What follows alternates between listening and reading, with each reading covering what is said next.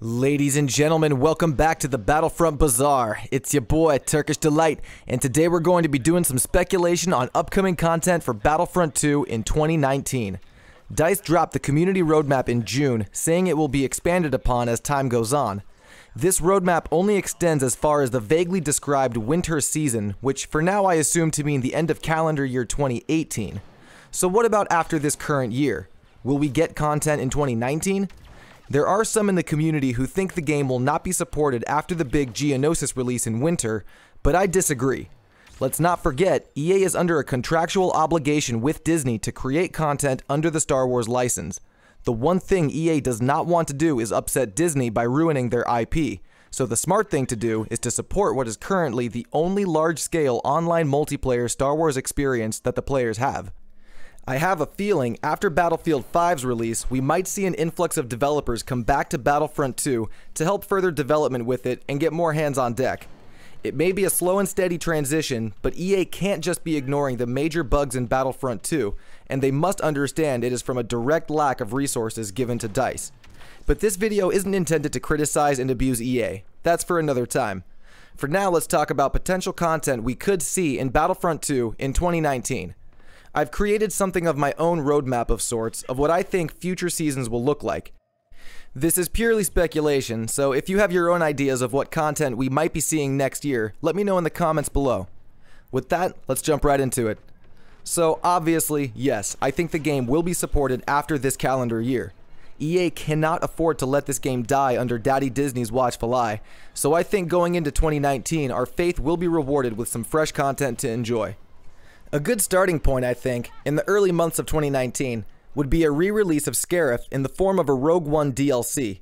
All the elements are there from the first game, with some even in Battlefront 2 already with the campaign. Not to mention the fact that Krennic has become something of a meme in the community lately. I've seen a lot of people requesting Rogue One content in some way, shape, or form, so I think a season based on Rogue One, released sometime between February and April in honor of its 2-year DVD and Blu-ray release, would be fitting, and a fairly easy round of content for DICE to add to the game. For heroes, we would obviously see Jyn and Krennic make a return, probably with some new outfits and abilities, though I wouldn't say no to seeing K2SO as a hero. For maps and locations, Scarif would be the obvious choice for DICE, but Jedha would be an equally cool planet location to expand on. In Battlefront 2015, the map developers had a lot of creative freedom in developing planet Sullust especially, which was already canon from Episode 6, but never described very well, so they could do the same thing for Jedha, of which we only really got to see one small city section out of the entire planet. Although, that market could easily be Mos Eisley 2.0, I would not mind that map right out of the movie. Besides heroes and maps, I could see some more new features coming to the game in a season like this, such as new additions to offline play, like maybe an expansion of the story mode that lets you play as Del on Scarif in a sort of prequel to Inferno Squad, and definitely some more quality of life improvements like bug fixes and balancing. We could also see a more streamlined appearance to the menus and updated UI in general. This season would probably be a bit smaller after the huge Geonosis release that was promised, but it would be enough to keep players happy going into the summer months, which I think will be a much better season than this year. In mid-summer to early fall of 2019, I think we will be seeing the release of new content based around the Clone Wars TV series to coincide with the release of Season 7 of the Clone Wars on Disney's streaming service called Disney Direct. The House of Mouse will definitely want their streaming service promoted, and what better way to get Star Wars fans on board than by promoting the show to Battlefront players by including characters and locations from the series. This release wouldn't necessarily need to happen directly alongside the release of Season 7, just within a month of it probably, and seeing as Disney Direct only has the rumored release date of midsummer to fall, we will have to wait to see exactly when all of this will drop. But I think it's safe to say something related to the Clone Wars being saved will come to Battlefront 2. And in order to bring in a Clone Wars TV series DLC, I think a whole season based on it would be the best option. The inclusion of two new heroes, Ahsoka Tano and Asajj Ventress, would probably be a given. They both dual-wield lightsabers, both are apprentices to heroes that will already be in the game at that point, and both are fan favorites that would be a serious miss on DICE's part to not include. They're the perfect balance to each other, and the only other hero pairing I could see replace them would be Clone Captain Rex and Bounty Hunter Cad Bane. In an ideal world, we would get all 4, but that is definitely wishful thinking. Though who knows, maybe at that point EA will have given DICE more resources to put into Battlefront 2. I'm currently scripting out 2 videos for hero concepts for both Ahsoka and Ventress, so if you're a fan of that type of content, be sure to subscribe and get notified so you stay in the loop for when those drop. For this potential Clone Wars season, new location possibilities are just too many to list off, so I'll hit the major ones that have a leg up on the others. I'd say ideal candidates for new planets would be Coruscant, Mandalore, Ryloth, and Christophsis.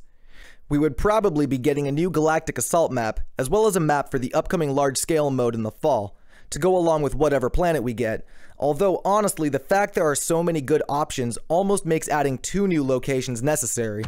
Coruscant would be my first pick, then Mandalore.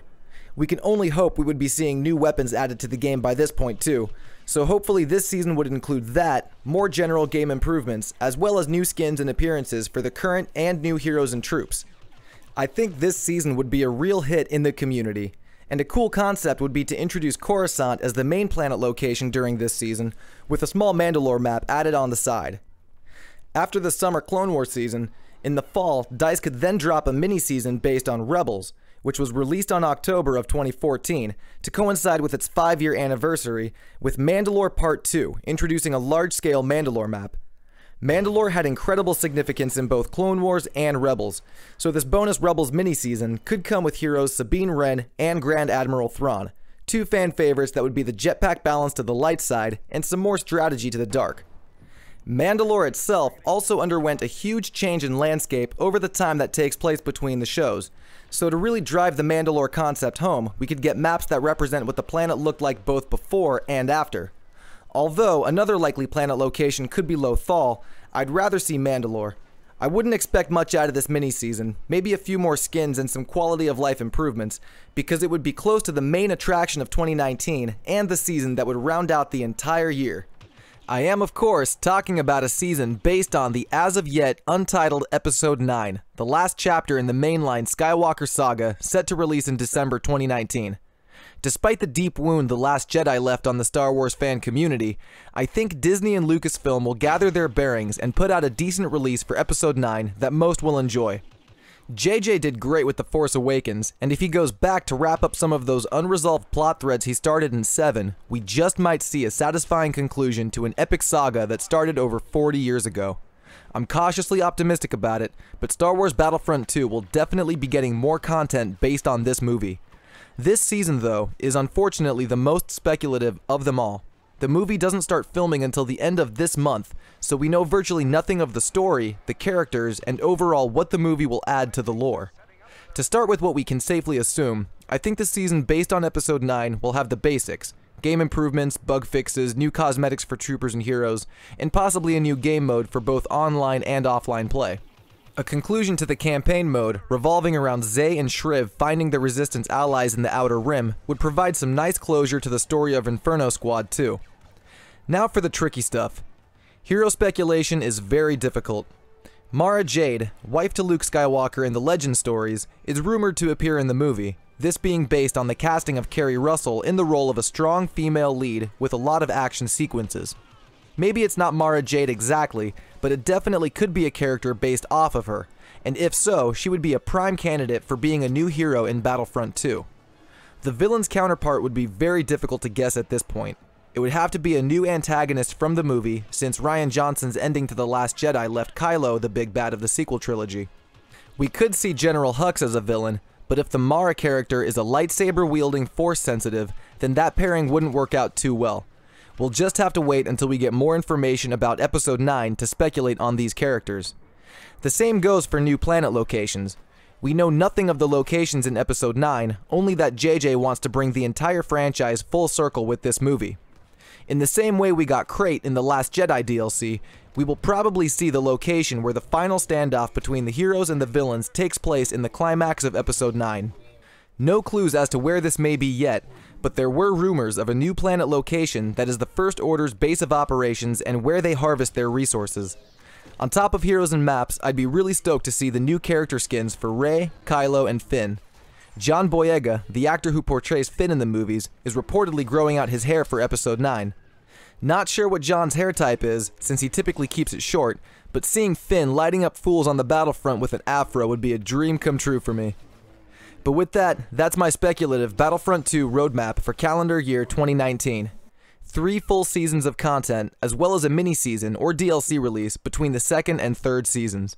Rogue One, The Clone Wars, Rebels, and Episode 9 are all significant parts of the Star Wars lore, and are almost all missing from Battlefront 2. Now, I can't say with any kind of certainty the game will see support after next year, but 2019 could indeed be the year to make this game great, and to get it to a state that both the community and development team are happy with in terms of content and game quality. Let me know what you think of my speculation, and definitely feel free to let your ideas be known in the comments. Some of you guys have better ideas than me, and I look forward to reading them all. If you're new to the Bazaar, consider becoming a subscriber to stay up to date with all future content. Give the video a thumbs up if you enjoyed it, and look forward to the next one. This has been Turkish Delight, and I'll see you all out on the battlefront. Peace. Tequilas, margaritas, got me chilling with the divas and all of the spicy senoritas. They be dancing on the table, also graceful, delight angels. Got them spun like ballerinas. If woman not from Venus, take me to the zenith. I'm a phoenix.